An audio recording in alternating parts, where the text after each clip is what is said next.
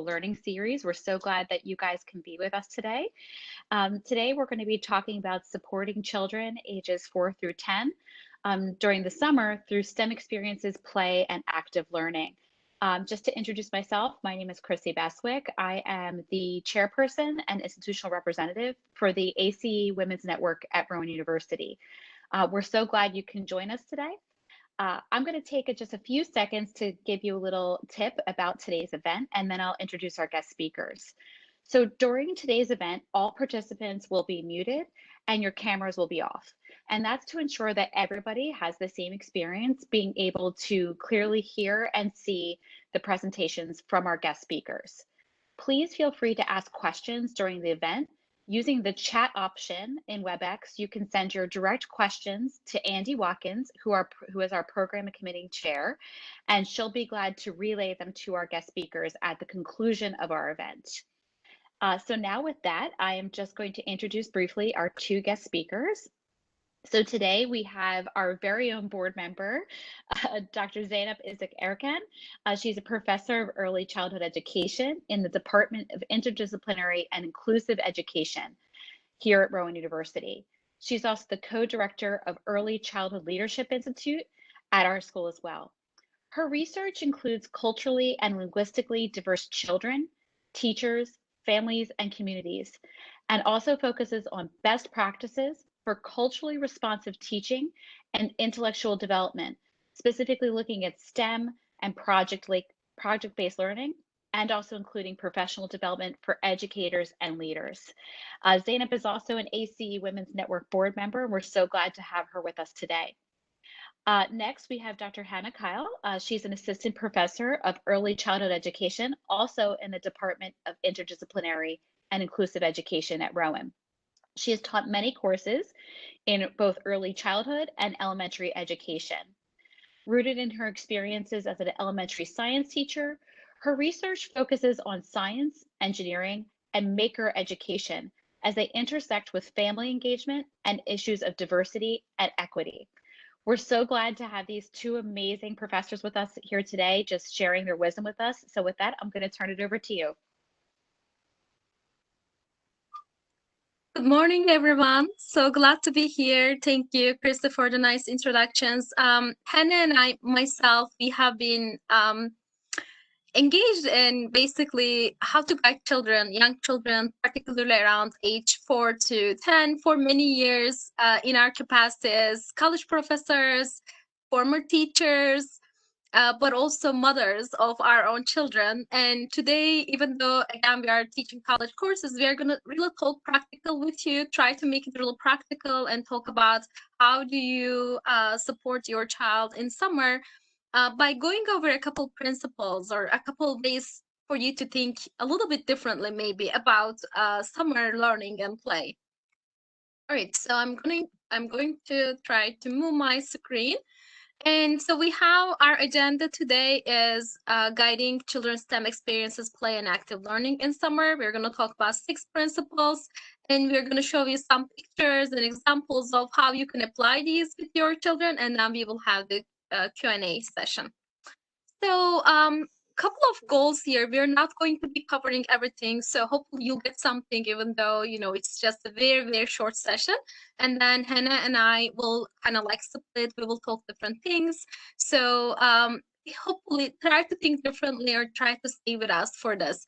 But the first goal is really are guiding our children through not really like worksheets or homework or sit down and paper and pencil activities for learning, but how do you get them to learn through play, which is the best way to learn. That's what research says. And how do you turn play into STEM experiences? And how do you engage children, make them active in their own learning and own their own learning? And the second goal that we have is something that we'll talk in the beginning is how do you get children to engage really long in this time of attention issues, right? Like in this period of very difficult attention span with young children and with amid technology too. And Hannah will do the rest of our goals. Yes, thanks, Zeynep. So our third goal today is to challenge children's intellectual capacity. If we're spending precious time and energy on STEM experiences, we do want to be sure they're contributing to children's cognitive development, meaning their ability to think and reason. So today we'll discuss how to do this through STEM processes like trial and error, identifying problems and solutions, because research tells us these thinking processes are important foundations for children's school success. Our final goal is ensuring children own the projects. We need buy-in from our children, and the best way to do this is to involve children in designing their learning experiences as much as possible. You can think about in school, the topics and activities are often predetermined by their teacher, and they're kind of along for the ride. At home, they have an opportunity to feel more in control of their learning, to carry out some of their ideas to fruition, which often results in children being absorbed in hours for projects that they really care about.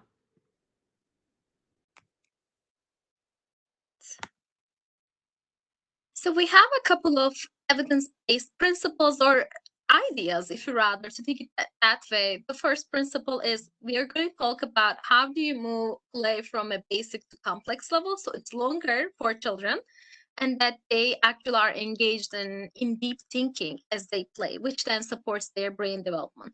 And how do you create emotional drive? How do you create harvest, meaning what is the product of their play? And then we have wonder, we have turning play into science, and then we have blue sky thinking.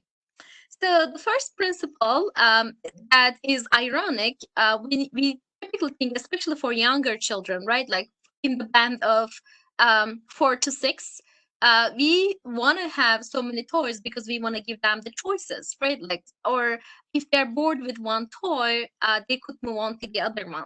So this principle is ironic because we want to push you to think differently about this. Actually, not having so many toys is one of the best practices in when you look at research-based practices, because then it forces children to make something more out of what they have. I love a book that I completely recommend to you. Their old book. It's called "Why Would I Need to Toy If I Can Have the Box?" So that book really talks about creative projects that really foster children's imagination. They can use recyclable materials like, paper, cardboards to create something different. So in the picture that you see is from my visit to Bank Street College in New York City. And one of their projects is that they make transportation vehicles out of these cardboards and something that is just recycle the garbage basically. So, and I think especially for young children, really staying away from toys that they can operate by pushing the buttons. I know in the age of technology is weird to think that way, but actually mechanic toys where when children are pushing it, there's an effect because of their power and push and force is more meaningful for them because it gets them to understand how things work. Also, definitely open-ended and secondhand materials, plastic bottles, foams, anything, round objects, so they could maybe devise some wheels. So these kinds of materials really lend themselves to complexity in their play, which they can be engaged for so long.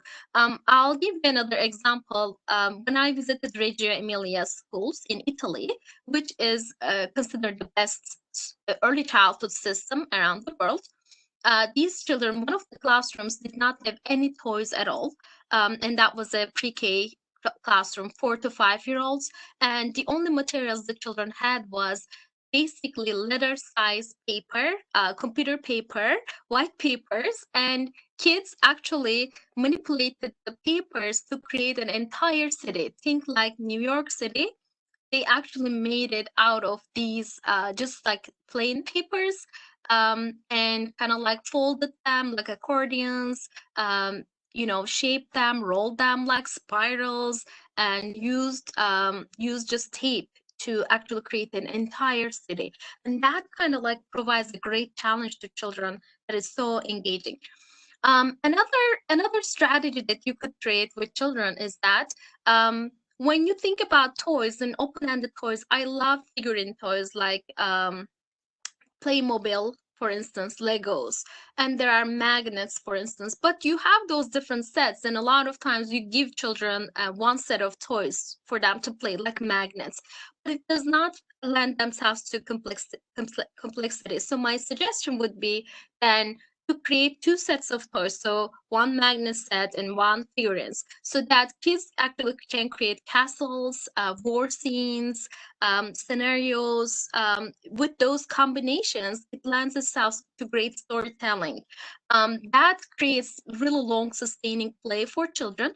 And you just, as a parent, you're wondering about your role. You don't have to be with them all the time, but you can guide the play in the beginning, but also model for them how to play these games. So as a mom and dad, we used to create a scenario just to start our children off. So we used to, for instance, if you see that little guy in the picture, let's say the bearded guy or the guy behind it has a funny character, and we would kind of like make it up, right? Like, this guy is so clumsy, he actually bumps into everything, and this guy actually destroys the castle by mistake all the time. So those kinds of like humorous pieces where only an adult can bring to the play, we just support children that way, introduce different angles, different ideas, introduce some adventures, survival stories, timed races, and again, like silly and funny characters that you can embed to this play. So think about it like you're creating a movie script, rather than just helping the child manipulate the toy back and forth or ride a car. What a huge difference! Like, you're almost like producing a movie script with them. Okay, so what happens then? What happens?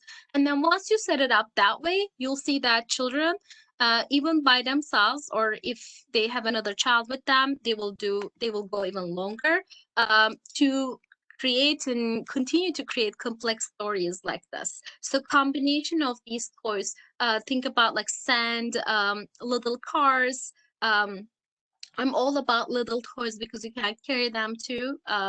They lend themselves to different environments, outdoor spaces, to create those longer stories. And then also using outdoors as much as possible.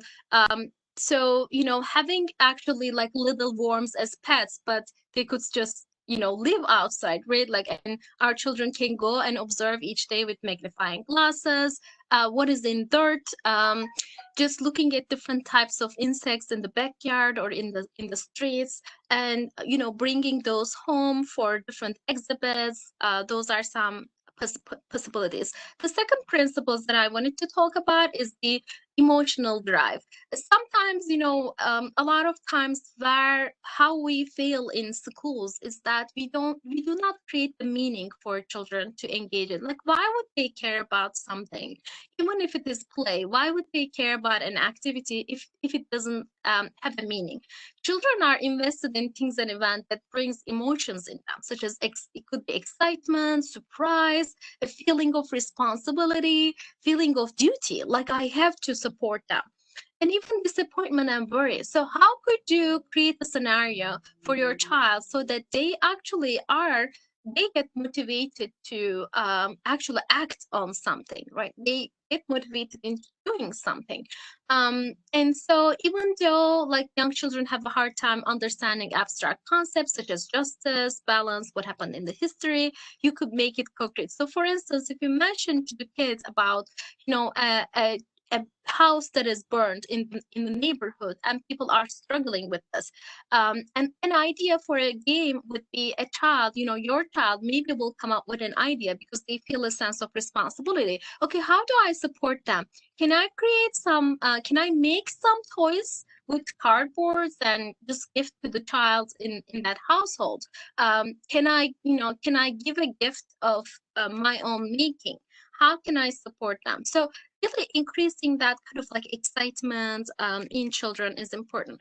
So instead of, so for instance, if you want to guide the child's learning, and you really want to introduce them to the dog breeds, right? Like you're gonna say, okay, let's research which dog breeds like what kinds of food. And that, even though it might be interesting to you, it's not interesting to a child because there's not a purpose or emotional drive or a meaning behind it. Instead, if you come up with a scenario or if you have a real case that is actually happening. So let's say Libby is your child's friend and really something happened, in their life. So they just adopted the puppy, but the puppy does not eat the dog food that that they purchased, but Libby is so sad. So if I show you a photo of this dog breed, can we do some research in finding what the puppy might like to eat? So maybe we can prepare a quick video for Libby to help her if Libby is away. Now that with the COVID, obviously you cannot meet with Libby, so it could be a video, or it could be or it could be a presentation, something to that effect, that the child gets really excited because they're going to help someone, right? Like, so that's a way where we talk about young children extending their play, a lot of imagination, a lot of storytelling. As kids get older, this is something that moves them from just like a play to creating a project, right? Like, which is where we want to go next. So this really can work with children as young as 6, 7, 8, even 5, depending on the topic that they could be excited to create something. And the third principle that I'm going to talk about is harvest. Harvest to me, I made up that concept, right? Like harvest to me is, okay, so the child is working for something, but what is the return? Where's the product? So why would the child create something? Again, what is authentic about this? Are we just gonna play, make up stories, play home for the sake of a pretend play, or what are we going to do with this out of this as a result of this? So what is the product? To me, that question is really important for young children. And so if there are meaningful goal for them, young children get really motivated to learn. And this picture is one of my projects where we worked with young children and they pretended to be a paleontologist. So I'm going to give you that example. So instead of saying to the child, okay, let's read our book today, because you have a book and you're on page 10 and you need to continue, like you need to have a summer plan for reading. Instead, we could start planning an exciting project for them with an end goal.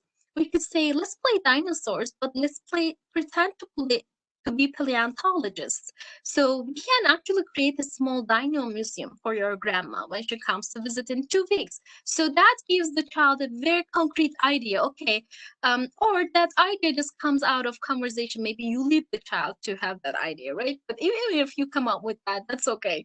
So you give the child 2 weeks, which is kind of like a little stress, right? Like, okay, dopamine hormone. So I get excited. I need to do something for grandma. But there is an end goal also. There is a dinosaur museum that you're talking about, an exciting idea.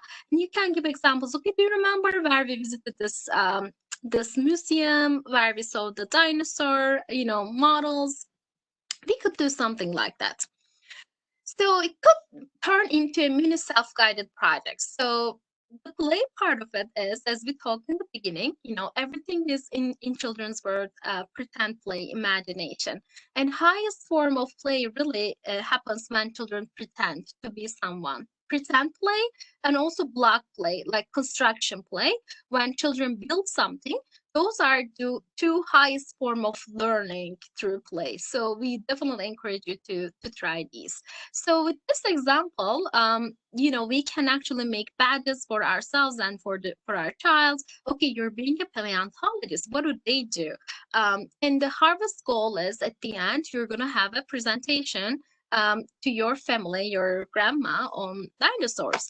And so that immediately prompts the child, if you're a paleontologist, you do need to know about dinosaurs. So if grandma asks questions, what are you going to say? So it just really immediately pushes them to read and learn about dinosaurs. So if the goal is mini presentations on dinosaurs, you can also embed some different activities. There are digging sets on Amazon, for instance.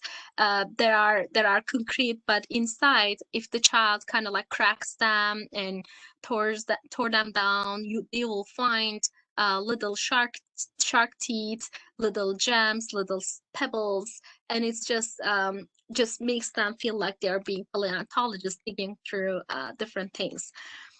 And then to narrow it down for children, because again, still it's abstract, right? Like, okay, let's learn about dinosaurs to do. So what are we going to exactly do to guide them further? You could say, okay, you can actually pick one type of dinosaur that you like. Now that you read about the dinosaurs, so can we put one model in our museum? And the goal is not really doing an art. Okay, let's make it as close to how a dinosaur looked like. In the project that we did with young children, the goal was, okay, can we construct a dinosaur that's kind of like, that actually is constructed like a dinosaur? So we talked about 3 levels of in dinosaurs' bodies, which is completely like you're teaching them science, math, engineering, because we're talking about, okay, dinosaurs need skeletons, dinosaurs need muscle, and dinosaurs need skin. So what kind of materials that we could use? And if you see the picture example, a lot of the materials that we use are completely like garbage, again, like secondhand materials, recyclable stuff. And every dinosaur starts with a skeleton. Like you need to, have something strong to create the body first, and then the muscle piece, the muscle part needs to have a different materials, like something rubber or something that is a little stretchy. So through all of these discussions, they learn a lot about bodies and in general how biology works in different animals and even humans. And then at the end of the piece, the skin, so how do what materials should we use that best represent the skin of the dinosaur? And through these processes, children will learn a lot about balance, weight, and engineering principles, how to make something stand up by itself. And with these, this could be like one display, but the child can add more displays. If they have those digging sets, they could find those gems and little shark teeth, and even make up stories about these what they found and what they actually were. They can make up stuff and they can create a couple different displays. And there is another example. They can also come up with stories on the dinosaur models that they did. At the end, the child can open up the museum to the guests. So that's an example of how you could utilize the idea of harvest to have the child engaged for days, if not weeks, working on something that is significant for them. And again, the idea is, as Hannah mentioned at the end of our goals, the idea is that the children own this process. Like, you don't want someone where you spend 24 hours with your child. Like, you have your work to do, and you cannot spend all the time. So you're just starting and guiding them. But all of these things are things that the child can actually like lead by themselves because they have an end goal. You can even plan with them, like how many hours they're going to spend on one thing, what is the order of the activities that they're going to do. So just structure it a little bit for them, but let them drive their learning, and they can do it again as young as 5, 6, and 7. Thanks, Zeynep, for discussing our first 3 guiding principles. Now we'll move into the final 3 principles, and I'll share practical examples from my home and my classrooms. Just so you're aware, I come to STEM from a stance of making and tinkering, so you'll hear child-friendly engineering concepts in my examples. So our 4th principle is wonder. This is a great starting point for STEM at home. Ask your kids what they wonder about and then dive in. Rather than thinking about trying a lot of different science topics, you could spend a whole week or month exploring just one wondering. In my classrooms for kids who are new to wondering, we always started with this process of see, think, wonder. For example, I see that my clothes are wet after running around outside. I think sweat is water coming out of my body. I wonder why we sweat more in the summer. Wondering requires children to engage science skills like observation and recognizing and asking questions that can be investigated. And that's how we ensure science is child-directed and child-led, by introducing science as an inquiry of something they're truly interested in, and by asking questions and exploring ideas that are important to the child. So ask your kids what they wonder and use that as your starting point for science learning at home. Next slide, please. In my classrooms, I had a wonder wall. Students wrote anything they wondered about on sticky notes to post on the wall. And these guided our explorations and also resulted in some interesting connections. Your wonder wall at home may just be a sheet of paper where everyone writes down things they're wondering about. Like Zeynep said, children have a hard time understanding abstract concepts. So in my classrooms in New York City, we studied rooftop gardens instead of farms, and we studied the Hudson River instead of oceans. These were concrete and observable for city kids. To do the same at home, encourage children to record their wonderings about everyday things they see, hear, and interact with. One of my family's recent investigations began with, "I wonder what's inside this toy." My kids drew predictions, then we opened it up and we made revised drawings to show what was actually inside and labeled how we thought it worked. My 4-year-old just wrote one letter for each label. My older child was hypothesizing how the labeled parts work together. So this really works for a range of ability levels. And this led to more wonderings. Hey, there are batteries inside this rectangular compartment. I wonder what else has a battery compartment in our house. I wonder how other everyday items in our house work. I gave my kids a clipboard and I sent them off to make predictions and categorize what they found in our home. So rather than putting pressure on yourself to think about different science experiments to develop, think about diving deep into one wondering over a week or a month. This way children can feel a sense of growing expertise and accomplishment. Next. Principle 5 is turning play into science. Families, we can do this by just asking good questions. Asking why is always a really great start. Children do need guidance to make the connection between play and science. This template here is an example from my preschool science and engineering nights with 4- and 5-year-olds and their families. I printed this template of think, create, and share as kind of a simple step-by-step process on cards and passed them out to families. So while their kids were playing with lots of open-ended materials like Zeynep was showing earlier, the parents could be nearby and help their kids connect their play to science concepts, to encourage them to discuss their ideas, share their thinking, record their data, and communicate findings. Using these simple questions, they were weaving science into their children's play.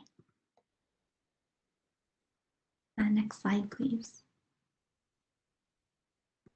So here you have a child building a structure. This can be done at home when your child is playing with blocks, cardboard boxes, or building a blanket fort. If you're like me, maybe you see your child is really focused on building, so you run and get a few minutes of work done before they inevitably come and ask you for a snack. However, if you start building good questions into their play, your children will build independence, because then they're not just playing, now they're investigating, they're designing and thinking about how they would redesign. They're thinking about problems and creating a best possible solution. That's going to hold their attention much longer. I'll give you a moment to read the dialogue on the right here, which shows how one of the parents read some of the questions from the card.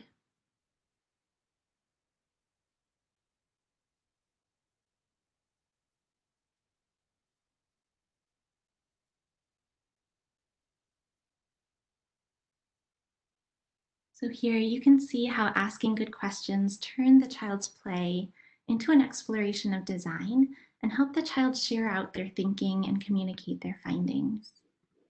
Next slide, please. This principle works for children's everyday play, and it also works for all those beautiful science experiments we see online. Whether you find them intriguing or, like me, you find them intimidating, there is a wealth of beautiful photos of at-home science on Pinterest and in blogs and in books. But many times they're focused on a wow moment or a really nice end product for children to replicate. Instead, wouldn't it be great if they shared questions caregivers could ask and opportunities for kids to document their learning? Caregivers, we can do this ourselves. When you see something online, instead of asking, how can we replicate this? Try asking, what are we going to figure out here? This helps ensure children are engaged longer and challenges their intellectual capacity. So the experiment isn't over once we've replicated the picture. It keeps going, and your child can keep doing different variations to figure out what exactly is going on here. Our last principle is blue sky thinking. Encourage your child to generate ideas with no parameters, no limits, no judgment. No idea is good or bad. Scientists and engineers use blue sky thinking to come up with innovative solutions to problems. And this is often very challenging for adults, but kids have amazing expertise in this area.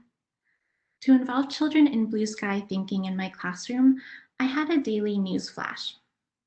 I would show an image or a 30-second clip of a video along with some facts to encourage conversation and imagination. My kids love when we do this at home too. Next slide, please. These are two of the big hits from my classroom years ago. On the left is an octopus developed in 2015. It was so cute that the scientist who discovered it considered naming it Adorabilis. So I asked my students, did you know that if you discover a new creature, you get to help name it? And scientists think they still have not discovered about 86% of species on Earth. Let's do some blue sky thinking. How can we discover other species? How would you assign names to new creatures? For the second image here, our school had just acquired a 3D printer. We talked about how 3D printers could be used for fun or to create things that make the world a little better for those around us. Like this dog, Derby. Derby was born with front legs that developed in a way that didn't allow him to walk easily. So some vets and engineers got together and made him a prosthetic, an artificial leg, to help him run. It only took a few hours to design and print it, and as soon as he put it on, he took off running and jumping happily. The kids, as you can imagine, were so excited to jump into this discussion. I asked, what would you print on a 3D printer? What problem could you solve? Next slide, please. Okay. These next few slides have sample weeks of science to illustrate these principles in action and show how we can dive deep into our children's wonderings. It says week, but these can easily be extended into a whole month or your whole summer. This project was on sustainable solutions, and this is a classroom example. So my kids have done all kinds of variations on this idea of taking recyclables and creating something at home. But here we started with the wondering, if we could design our own sustainable city, what would it be like? And we used that same 3-step process from the question cards I showed earlier. Think, create, and share. So first we thought, what's the problem? One student said, the problem is we need a sustainable way to deliver food to people. Then, all right, let's draw what you plan to make a list of the materials you'll need, using only recyclables that we have around our house. Next, it's time to create. So gather your materials, build a model of your sustainable solution. You won't believe how engaging this part is, the actual creation. And finally, it's time to share. So show your grandparents, post a photo on your parents' social media. You could also learn from other scientists, do a news flash to find out what other people are already doing to solve this problem, what solutions are already out there. Let that inspire your child's next creation and inspire them to think even bigger. Next slide, please. As another example, you could spend a whole week just taking apart items. My kids are always wondering what is inside objects and what makes them work. In my classrooms, we called this Tinker Time, and kids could easily spend a full hour disassembling objects, putting them back together, combining different parts to create something new. As an important note, please stay away from electronics for safety. Items that have worked well for us have been old clocks, calculators, telephones, toys and stuffed animals that are no longer being used. So you can have your kids think about what else are we allowed to, can we take apart? And your child could draw and label all the parts of a disassembled flower that you found outside, or even all the parts of a hamburger with lots of toppings. This is how we engage children in figuring things out, and this keeps them engaged in sustained inquiries, so we don't feel like we're setting up and breaking down different science experiments. Our kids are pursuing their inquiries, and most of the time, we just need to step out of their way. These next 2 weeks explore that simple 3-step process of think, create, and share. So this example, I usually start with the story of the 3 little pigs and wonder aloud, why did that brick house stay standing while the other ones fell? Children can show their thinking by drawing or discussing their plan, and then create a structure using any materials you have around the house. Then test the creations, blow on them like the big bad wolf, and see what stays up. Finally, share your findings and find out what other innovators are doing. Where do we notice construction in our neighborhood? What materials are being used to build the homes near us or in other places? Next slide, please. You can do the same with floats and boats. I did this particular one every year in my class because it's just fun to play with water, and kids can make an incredible variety of floats. You could invite family members and friends to create their own floats out of household items and set a day when you can test all of them together in your backyard or on a video call. Zeynep discussed the key science skill of communication.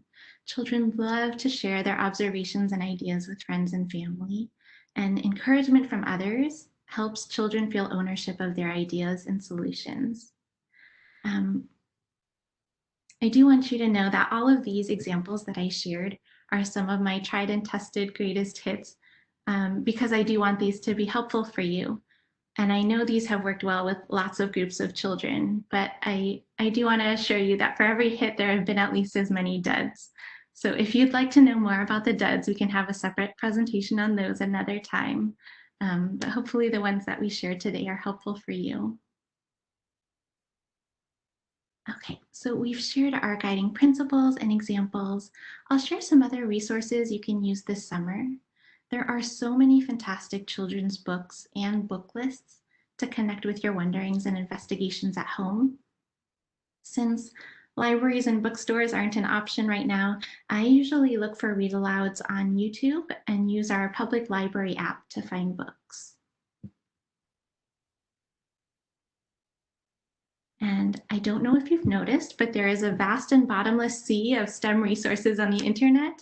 I find that it helps me to have a few trusted sources bookmarked and handy.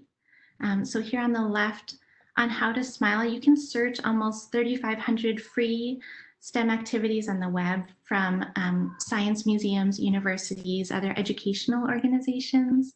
And you can search and filter by age, material costs, and learning time to find exactly what you need for your family. In the middle is the Smithsonian Science Education Center. They have free resources for grades K through 12. And on the right, National Geographic Kids has multimedia resources about animals, habitats, countries, and cultures. And of course, the grown-up version, National Geographic, has lots of resources for you to use in your news flashes and blue sky thinking at home.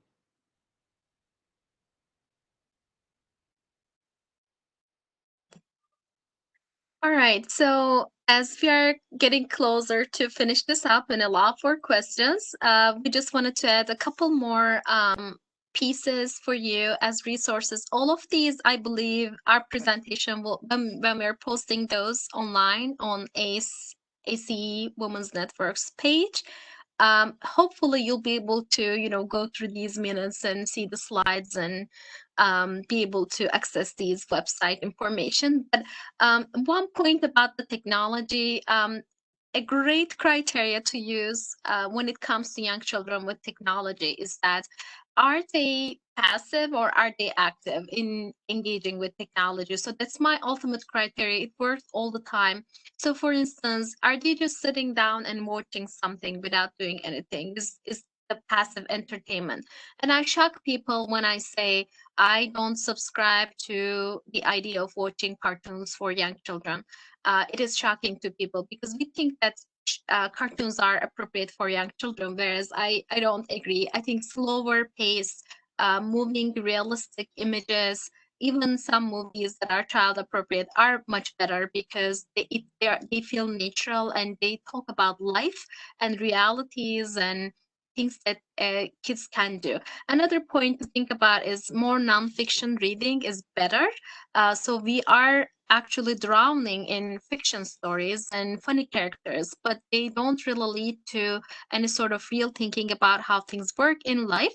And one of the big things that we are missing in our country right now is more nonfiction, and news standards also say that factor, like no more nonfiction is important for children to engage with humanities, history, STEM altogether. So with technology, a great resource that I like is how can we encourage children to make videos, to create content, to put ideas online rather than being the consumer. So help them become producers of content. So one example is coding. Obviously, as you know, Scratch from MIT is a great resource. On their website, there's the older children portal for Scratch, but also there's a Scratch Junior app which you can download on an iPad, which then is just touch based. So the kids don't have to type anything, but they can, by just touching the screen, they can actually create stories and games via basic simple level coding. And code.org is, although a little bit more complex, it works well as well for children. And then there's two resources for how do you start doing projects with your children. That's a direction that we are encouraging you, hopefully, as you noticed. And one nice example is just for inspiration, for the things that we talk about, like for you to see in action again. There's a YouTube video on Kane's called Kane's Arcade, and this is a story about a child who turned his dad's car body shop, into a huge arcade of games, and that engage the community members as well. So we encourage you to explore more. Obviously, the time is so short to do anything more than that, but we hope that these pieces are exciting for you. And the last, our contact information is here if you want to reach out to us later. And I think we are just on time for questions. Hello, everyone. Oh, thank you guys so much for your presentation. It was awesome. So I have some really good questions for you guys. So the first one is, having older teenage boy children, I find that I walk a tightrope at times, not knowing how and when to guide them with schoolwork and home obligations. They miss their friends and they're on their phones constantly. When do I step in and when do I leave them alone? It is great. I would just refer, even though like our piece is ages 4 to 10, I'm a mom of a teenager and they're so unpredictable. It's really a challenging period. So in a sense, I'm glad I'm an early childhood person. But I would start by saying that teenagers, engagement with technology by itself is not the problem. The problem is what they're engaging with, right? Like, so I think my push for my child would be this discussion of what you are doing with technology. Are you producing something? Are you helping others? And I think with all of the recent there's so many social events that we had this summer, beginning with COVID and now into racial injustices. I think technology also may provide a great avenue for children to be connected and to start taking action and to connect other people, even virtually, for some campaigns and some issues that may matter, that may be meaningful to them. And now, do you want to add? Yeah, I'll add a little bit in terms of if you have older children and younger children and you want to, get them involved in some learning together, you can think of these as family inquiries. And, drawing from our knowledge on differentiated instruction, universal design for learning, kind of you as the teacher go into it assuming every group of children has different needs, attention spans, ways of presenting and expressing information. So one example of how you can get your older kids involved is I have colleagues who love using science journals, and you can adapt those for younger and older children. So you could have maybe your older child using a camera as their tool and creating a photo blog for their science journal, whereas the younger children are writing and notating. Other ways to increase complexity and get the older ones involved. You can think of the T in STEM as tools and think about the differentiation of tools. So young children may use a magnifying glass as their tool, sculpt a model out of foil to show their thinking. Older children, they may be using rulers and tape measures to make models to scale. They can lead younger ones in creating a presentation for family and friends. So introducing a wider variety of tools kind of opens up the possibilities for younger and older ones to engage together. Thank you. I wanted to add one more thing. There are a couple of good technology tools. So one of them is a camera, moving camera that your teenager can attach to their bike. And it actually, as they ride their bike, it actually captures a video for them. So that kind of like lends themselves into different kinds of documentation or video making purposes. There are cool tools that are that could be attached to different machines. And now the microscopes also can be attached to computers. So those are some cool tools that they could use. I really like the bike one. We ride bikes a lot, so I might actually use that one. Are there any good resources that can educate parents on benchmarks so they assure their children are on the appropriate educational level for the upcoming 2021 school year?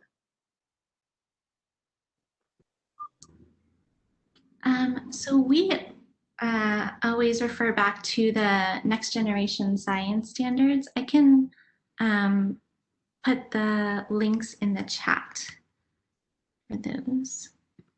And they're pretty cool because the next generation science standards are supposed to be interdisciplinary. So they have some literacy and reading goals, as well as some engineering ideas, which are cool. So it really encourages children to build something or think about construction and design as they think about science ideas. Okay, that's great. We'll also have that on our website. So any links that they provide, resources that they had inside of their PowerPoint presentation, we'll also have in on the ACE website. So in case you miss it in the chat. The next question is, how can we engage our younger children socially, like some of our, more shyer children?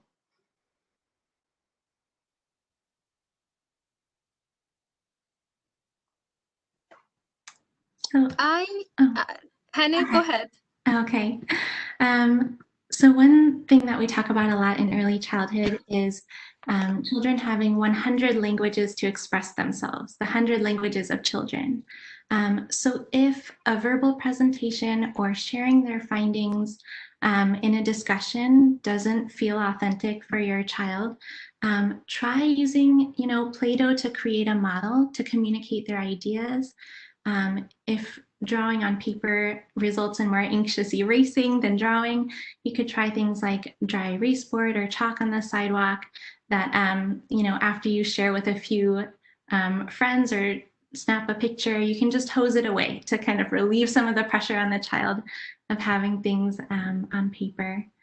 And work with, like Zeynep was saying, people who the children are familiar with. So if it works for them to communicate with a grandparent or a cousin, kind of find someone who they can feel comfortable sharing their ideas and, successes and failures with.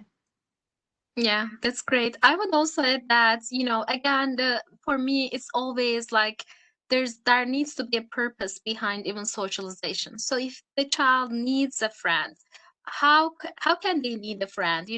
Is because they are maybe doing a project where they're really struggling to build something, and it's really hard. So if they're doing something that they need to construct a little tower, it's really hard as an individual person, child, to keep the balance, and so they need another person. So because you cannot be there all the time, it might be a great opportunity to engage another sibling or a close friend that you are already viewing. I know COVID restrictions, but could be some outdoor environment as well that they need another person to help them. And a lot of the play, social play, starts as parallel play, so they don't necessarily play with each other. They don't have a goal. Oh, I'm gonna call Abby today to play. Is because they need someone, like they're building something in the sand and they need someone to hold something, and they're like, okay, can you hold this or help me? And this is how it really starts, in the course of an activity. So I would encourage that you create a scenario or you create a need for that, and that will bump things into a friendship, hopefully. Thank you. Do you have any tips for children on how to cope with the thought of returning back to school, having been home all this time and learning virtually, and maybe the anxiety that will come with, returning back to normal?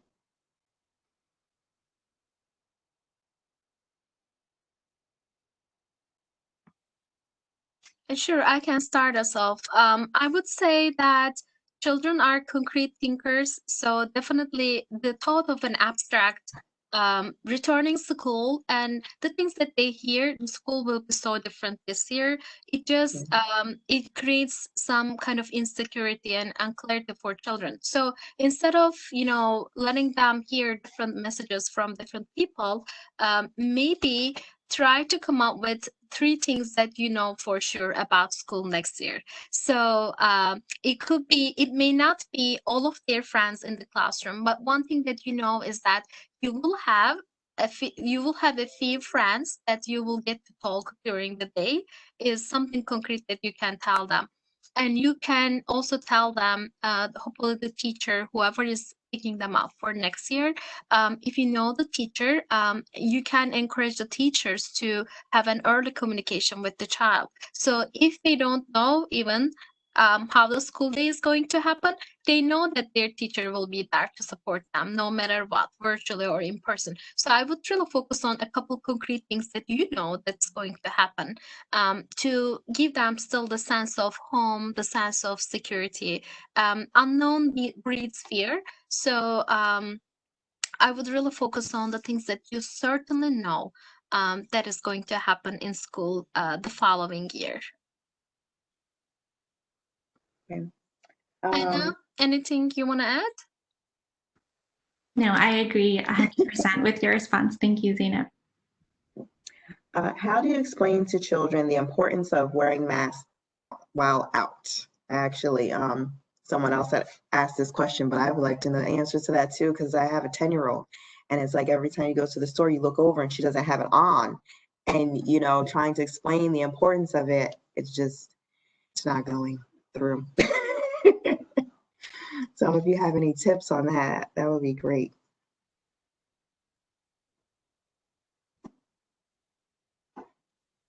Yeah, I think that, I would say because play is an important medium to understand for children, I would almost like spin it and frame it in a course of play. And I think I've started seeing individualized masks, like people making a statement with their mask. I think a good summer activity might be like buying those flexible fabrics and having children put their own signature, their own identity on their own masks. And instead of something that they have to do, this becomes something that's almost like a new cloth that you want to show it off to everyone. Okay, let's display your mask when we go out, so that people saw the wonderful work that you did. So I would spin it and make it into a play I think for people who like to play with materials, items, design, that could be something for those children, that could be something for fun. And I think there might be an angle for everyone to put on their personality, on their little masks. That's a good idea. Hannah? I love that idea. And I would add, talking through the spread of germs in kind of an experiential way. So in my classroom, sometimes we would use a little bit of paint to show how germs spread through your hands. So finding some way to show, like, have you ever felt somebody sneezing on you? That's one of the ways that this is spreading. So what are your ideas of what we could make to reduce some of those fluids when spreading? How can we reduce the spread of germs? Thank you guys so much for that. We have one more question.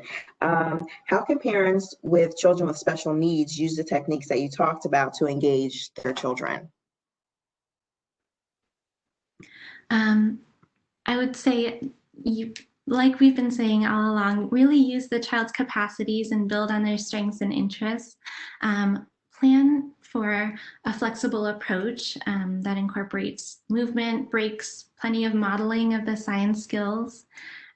Project-based learning and inquiry approaches are naturally flexible teaching styles that are used in inclusive classrooms. So these teaching styles incorporate purposeful movement, and because you're doing an extended investigation, it's really natural to just take a wiggle break whenever you need and come back to the learning over and over again. And then modeling those science skills of communication and collaboration, kind of showing all different ways of expressing yourself.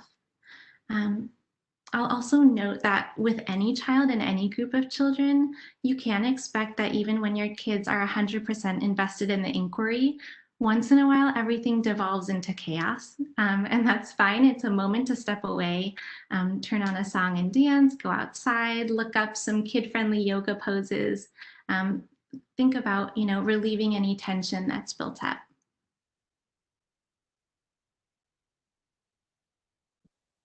Agreed.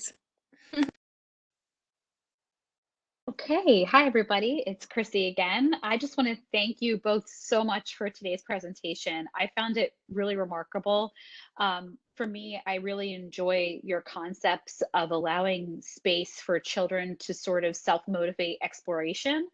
I'm actually an artist by my background, so I think, I always look at STEM from sort of an artistic background of like, how can we get things a little messy? So I definitely enjoyed that with your presentation today.